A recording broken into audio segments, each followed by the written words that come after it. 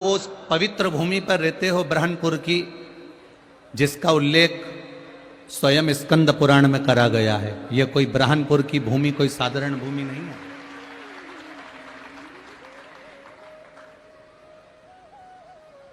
स्कंद पुराण में जहां पर मां ताप्ती का वर्णन किया गया है, उस मां ताप्ती के वर्णन में इस ब्रह्मपुर का वर्णन आता है। मां ताप्ती के उल्लेख में इसका वर्णन मिलता है। यह कोई साधारण भूमि नहीं है ब्रह्मपुर की। यहां पर संत, ब्राह्मण, साधु, गुरु, त्यागी, मौनी और बड़े विद्वान संत, चाहे वो किसी भी धर्म के हो, किसी भी धर्म, बड़े बड़े विद्वान संत, ब्राह्मण, गुरुजन, साधुजन इस ब्रह्मपुर की भूमि ने दिए हैं, इस ब्रह्मपुर की धरा ने दिए हैं।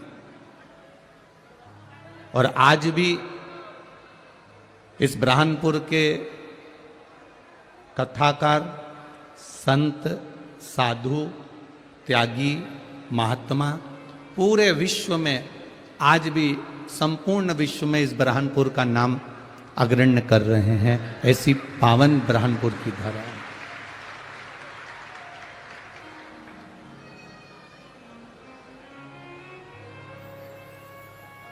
इस पूरे प्रांगण में विराजमान जितने भी संत, साधु, ब्राह्मण, गुरुजन हैं, सबको नमन करता हूं। आप लोगों की अविरल भक्ति आदरणीय अर्चना दीदी चिटनीस जी के साथ में है, और उस भक्ति का बल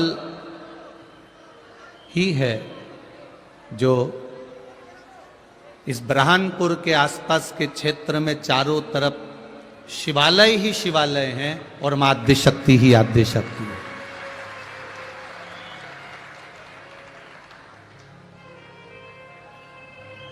कितनी बार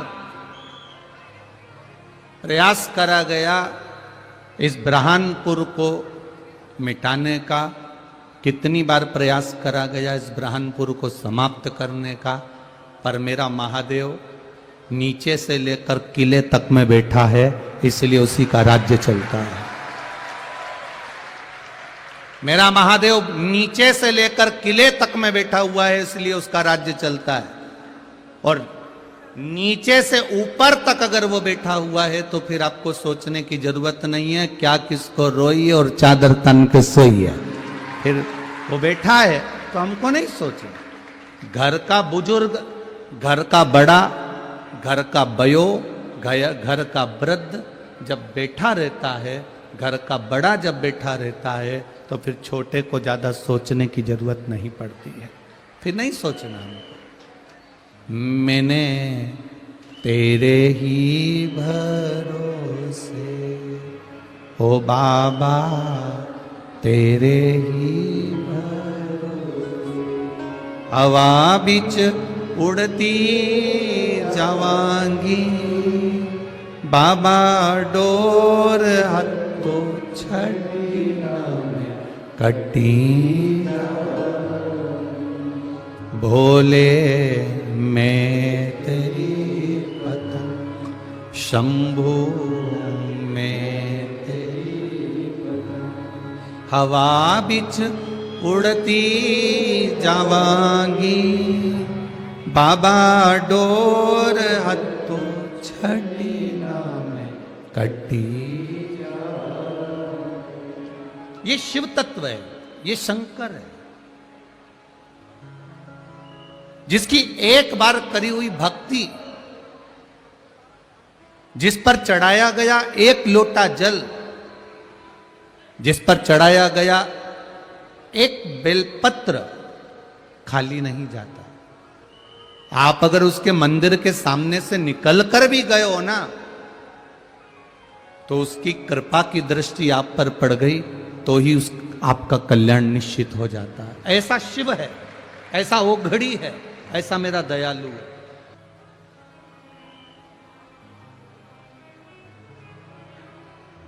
इस शिव महापुराण की कथा में आप आए हो, कई लोग आपसे कहेंगे इतनी भीड़ पड़ रही है,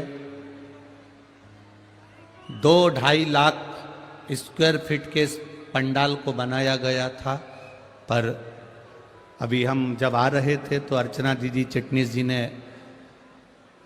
टेंट वालों से कहा कि लोग बहुत सारे धूप में खड़े हैं, आप और टेंट लगाना चालू करो, 2-2.5 लाख स्क्वायर फीट और लगा। ये शिव तत्व है।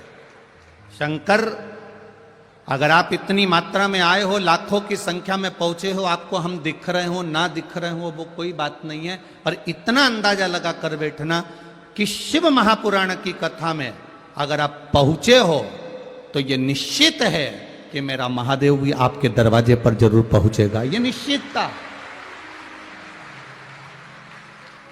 तेरे मंदिर में आना मेरा काम है और मेरी बिगड़ी बनाना तेरा काम है। ये उसके ऊपर आधारित है कि वो हमारी बिगड़ी बना।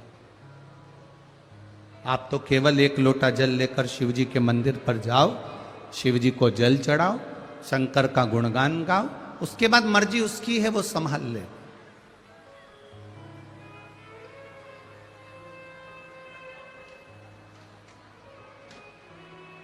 ब्रह्मपुर की इस धरा को जो कथा मिली है वो अश्वत्थामा शिव महापुराण की कथा मिली। भगवान शिव जी के 19 अवतार में से एक अवतार है अश्वत्थामा का अवतार।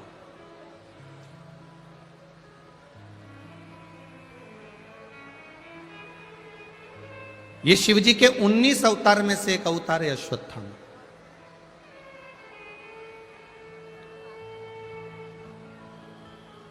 और ये कोई साधारण सा शिव तत्व का कोई साधारण सा अवतार नहीं है। जिस समय पर भगवान देवाधिदेव महादेव अपने आनंद के साथ में मां जगत जननी जगदम्बा माता पार्वती के साथ में विराजमान है, उस समय पर गुरु द्रोणाचार्य ने शिव जी की जो आराधना करी है, जो साधना करी है, उसका फल उनको शिव के पुत्र के रूप में अर्थात शंकर भगवान के स्वरूप में प्राप्त हो गया।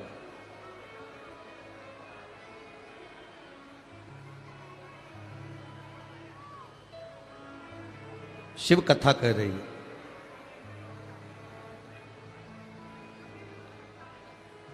गुरु द्रोणाचार्य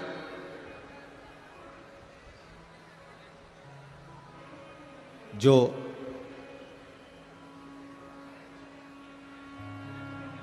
नित्य शिव का शिवलिंग का निर्माण करते हैं और शंकर भगवान के शिवलिंग का निर्माण कर कर उसका पूजन कर कर उस शिवलिंग का विसर्जन करते हैं।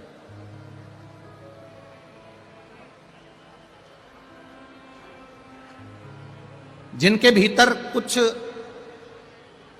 बहुत कामनाएं नहीं है कि मुझे दौलत मिले या मुझे वैभव मिले या मुझे धन मिले या मुझे संपदा मिले। उनके भीतर केवल एक कामना है कि एक बार जिसका मैंने शिवलिंग का निर्माण करा है, जिसकी मैं पूजन कर रहा हूं, जिसकी मैं आराधना कर रहा हूं, उसका एक बार बस केवल दर्शन हो जाए, उसका साक्षीकरण हो जाए, इतना गुरु द्रोणाचार्य जी मांगो।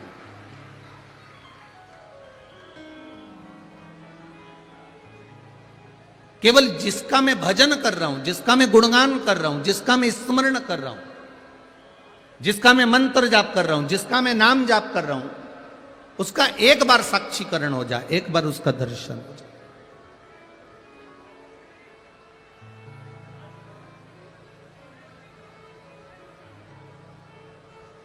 हमारी अभिलाषा रहती है कि किसी व्यक्ति से हमारा जब काम हो जाए, इससे 50,000 रुपये मिल जाए, इससे 5,000 रुपये मिल जाए, इससे 10,000 रुपये मिल जाए, इससे 20,000 रुपये मिल जाए, इससे 25,000 रुपये प्राप्त हो जाए, उसके बाद मैं इसको भूल जाऊं, इसको फिर मैं देखूं तक नहीं। हमारी ये अभिलाषा होती है।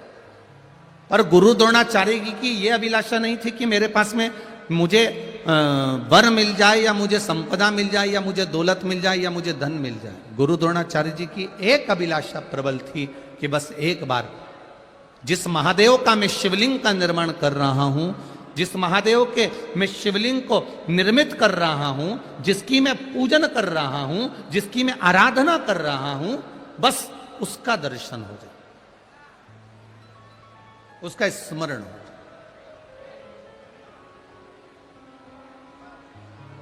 ये अविरल भक्ति है शिव तत्व, ये आनंद की भक्ति है शिव। अभी आपको